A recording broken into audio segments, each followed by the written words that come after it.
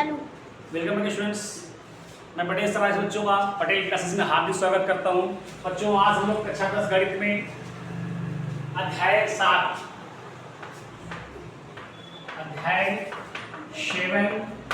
निर्देशांक ज्यामिति पढ़ेंगे। इसे हम बोलते हैं कोऑर्डिनेट ज्योमेट्री।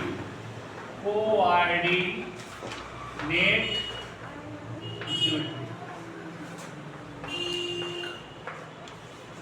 बच्चों, इसमें आपको बिल्कुल एक ही चीज ध्यान देनी है, ठीक है। सबसे पहले हम लोग देखते हैं, ये जो आपका एक तल होता है, इसे हम लोग क्या बोलते हैं? इसे बोलते हैं हम लोग कार्तीय तल। ये क्या होता है बच्चा? कार्तीय तल बोलते हैं इसे, कार्तीय तल। इस कार्तीय तल में मैंने दो रेखाएं खींचा। इस कार्तीय तल में मैंने दो रेखाएं खींचा। जो ये पहली रेखा है खींचा मैंने, ये क्या है? क्षैतिज रेखा है। ये जो आपकी पहली रेखा में खींचा मैंने, ये क्षैतिज रेखा है। इसे हम एक्स डैश के नाम से भी जानते हैं, या इससे हम लोग जनरली एक्स अक्ष कहते हैं। X axis. और जो दूसरी रेखा है वो ऊर्ध्वाधर रेखा होती है, या वाई डैश बोलते हैं इसे, ठीक। इसे वाई अक्ष के नाम से भी जानते हैं। तो क्लियर है? ये जो आपका तल है इसे कार्तीय तल कहते हैं। इसमें आपकी दो रेखाएं, ये आपकी क्षैतिज रेखा जिसे एक्स अक्ष के नाम से जानते हैं, या एक्स डैश बोलते हो आप। दूसरी रेखा ऊर्ध्वाधर रेखा होती है, ये वाई अक्ष बोलते हैं इसे, या वाई डैश के नाम से इसे हम लोग जानते हैं। ओके ना बेटा? इसके बाद आप देखिए कि ये आपकी एक्स अक्ष है और वाई अक्ष है, ये एक दूसरे को लंबवत जिस बिंदु पर काटते हैं, एक्स अक्ष और वाई अक्ष लंबवत एक दूसरे को जिस बिंदु पर काटते हैं, उस बिंदु का नाम होता है बच्चों मूल बिंदु। इसका नाम क्या होता है? मूल बिंदु। ध्यान रखिए बच्चा, इसे क्या बोलेंगे? मूल बिंदु। इसे हम ओरिजिन बोलते हैं, ORIGIN, ओरिजिन आप जानते हैं। इसको हम O से नोट करते हैं। इसके निर्देशांक 0,0 लिखते हैं। ये क्लियर है? तो ये आपका क्या हो गया? मूल बिंदु। किसे कहते हैं? एक्स अक्ष और वाई अक्ष लंबवत एक दूसरे को जिस बिंदु पर काटते हैं, इंटरसेक्ट करते हैं, उस बिंदु को हम लोग मूल बिंदु कहते हैं। क्लियर है? अच्छा, दूसरी बात ध्यान दीजिएगा, ये जो एक्स अक्ष है और ये वाई अक्ष है, इसे जब कहीं भी हम कोई बिंदु लिखेंगे, बिंदु अगर हमको लिखना है तो बिंदु के लिए, मतलब बिंदु के निर्देशांक, अगर कोई बिंदु है उसके निर्देशांक लिखने हैं तो सबसे पहले हमको क्या लिखना पड़ेगा? भुज। फिर इसके बाद यहाँ पर लिखते हैं, किसी भी बिंदु के निर्देशांक हमको लिखने हैं, तो पहले क्या लिखेंगे बेटा? भुज लिखते हैं, फिर कोटि लिखते हैं, कोटि। ध्यान रखिएगा, सबसे पहले तो हम क्या लिखते हैं? भुज लिखते हैं, बाद में कोटि लिखते हैं। किसी भी बिंदु के निर्देशांक लिखने के लिए हम लोग पहले क्या लिखते हैं? निर्देशांक अगर आपको लिखना है तो हमें पहले भुज लिखना पड़ेगा, बाद में कोटि लिखते हैं। किसी भी बिंदु के निर्देशांक लिखना है, पहले भुज, बाद में कोटि लिखते हैं। अच्छा, ये भुज जो होता है ये एक्स निर्देशांक होता है, यानी एक्स एक्सिस के अकॉर्डिंग हमको मिलेगा, वो भुज मिलेगा। क्लियर है? और जो आपकी कोटि मिलेगी वो वाई एक्सिस के अकॉर्डिंग मिलेगी। क्लियर है? ध्यान रखिएगा, जब कभी भी हमको किसी बिंदु के निर्देशांक लिखने हैं, पहले भुज, बाद में कोटि, यानी एक्स एक्सिस में देखेंगे भुज को और वाई एक्सिस देखेंगे कोटि।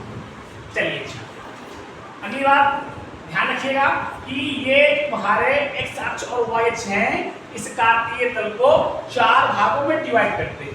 जो पहला होता है और दूसरा होता है, तीसरा और चौथा। पहले वाले को जो तुम्हारे 4 भागों में बांटा, इसे हम लोग बोलते हैं चतुर्थांश। क्या बोलते हैं? चतुर्थांश। बेटा चतुर्थांश,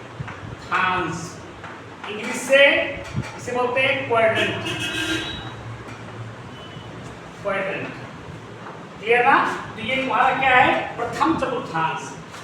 प्रथम चतुर्थांश या फर्स्ट क्वाड्रेंट, द्वितीय चतुर्थांश सेकंड क्वाड्रेंट, तृतीय चतुर्थांश थर्ड क्वाड्रेंट और चतुर्थ चतुर्थांश फोर्थ क्वाड्रेंट। इसके बाद बच्चों ध्यान दीजिएगा, इस मूल बिंदु से दाएं जाने पर आपको धनात्मक दिशा में जाएगा, इसके बाएं जाने पर डायरेक्शन आपकी ऋणात्मक हो जाएगी, और जिनसे ऊपर जाने पर धनात्मक डायरेक्शन होगा, नीचे जाने पर ऋणात्मक डायरेक्शन होगा। ठीक है? तो किसी भी बिंदु के अगर हमको निर्देशांक लिखने हैं, अगर मैं कह दूं कि आपको इस क्षेत्र में प्रथम चतुर्थांश में कोई बिंदु रखना है, तो आप लोग क्या रखेंगे? सबसे पहले भुज, भुज माने एक्स एक्सिस देखेंगे, तो इसका चिन्ह क्या है? प्लस, फिर कोटि। देखिए भुज ये हो गया, कोटि आपका ये हो गया, इसमें क्या देखेंगे? प्लस। तो जो प्लस प्लस होगा वो आपका फर्स्ट क्वाड्रेंट में आएगा। ठीक, अब सेकंड की बात करते हैं। सबसे पहले भुज, भुज यहाँ पर क्या है? निगेटिव, माइनस में आ गया। सेकंड क्या होता है? कोटि, कोटि माने पॉजिटिव, ऊपर जा रही है, इसलिए तुम्हारा क्या हो गया? प्लस में हो गया। तो माइनस प्लस इसमें आएगा, वो आपका आ जाएगा सेकंड में। थर्ड की बात करते हैं तो पहले भुज, भुज माने माइनस, अब कोट भी आएगी आपकी माइनस ही, तो माइनस का माइनस ये आपका आएगा थर्ड में। फोर्थ में बेटा क्या आएगा? प्लस, प्लस एक्स पहले भुज लिखते हैं, प्लस में आएगा, तो हमारा कोटि आपकी माइनस में आ जाएगी। तो आपको ध्यान रखना है कि जो प्लस माइनस आएगा वो आपका चौथे में आएगा। तो प्लस प्लस फर्स्ट में, माइनस प्लस सेकंड में, minus minus minus minus third में, और प्लस माइनस फोर्थ में होता है। ठीक बच्चों, इतना क्लियर हो गया? अच्छा, एक चीज ध्यान रखना कि एक्स अक्ष पर किसका मान 0 होता है? y का मान 0 होता है, और y अक्ष में किसका मान 0 होता है बच्चों? x का मान 0 होता है। ध्यान रखिएगा, x अक्ष में अगर आपको कोई भी बिंदु रखना है, ध्यान रखना है वहां पर जो y का मान आएगा वो क्या आएगा? 0 आएगा, और y अक्ष में अगर आपको कोई भी पॉइंट आपको चाहिए होता है वहां पर आपको x 0 रखना पड़ेगा। इतनी बात क्लियर है? चलिए दो बातें और ध्यान देते हैं, फिर चैप्टर स्टार्ट करते हैं हम लोग। अगर आपको चतुर्थांश में देखना है तो अगर प्लस माइनस a,0 आ जाए तो आप ध्यान रखिएगा, इसे बोलेंगे क्योंकि ये तुम्हारा ये होता है x और ये होता है y, तो y 0 किसमें होता है? x अक्ष में, यानी कि ये जो बिंदु होगा वो x अक्ष में होगा। तो यह जो बिंदु होगा वो x अक्ष की, अब यहाँ पर प्लस है धनात्मक, ऋण है तो ऋणात्मक, प्लस माइनस दिशा में। बेटा ये आपका जो बिंदु आएगा ये इस टाइप से आएगा, तो ये x अक्ष की प्लस माइनस दिशा में आएगा, यानी कि अगर मैं कह दूं 3 का 0 है तो कहाँ है? y 0 है, x अक्ष में होगा, और यहाँ पर प्लस में है तो x अक्ष की धनात्मक दिशा में हो गया। माइनस 3 का 0 होगा तो क्या होगा? है तो x अक्ष में, लेकिन क्या है हमारा? ओरिजिन से लेफ्ट जाना पड़ेगा, यानी क्या होगा? ऋणात्मक, x अक्ष की ऋणात्मक दिशा में याद कर जाएगा। तो इस तरीके से आप लोग जो है बताएंगे। इसका नेक्स्ट पॉइंट देखिए ध्यान से। नेक्स्ट पॉइंट क्या है? 0 प्लस माइनस अगर दिया जाता है, आप बोलेंगे से ये आपका बिंदु y अक्ष की प्लस माइनस दिशा में स्थित होगा। तो उम्मीद करता हूं कि आपको बहुत अच्छे से समझ में आ गया होगा। इसी चैप्टर का बेसिक था। चलिए अब इस चैप्टर के अंतर्गत हम लोग थोड़ा सा देखते हैं इसमें किस टाइप के क्वेश्चन आएंगे।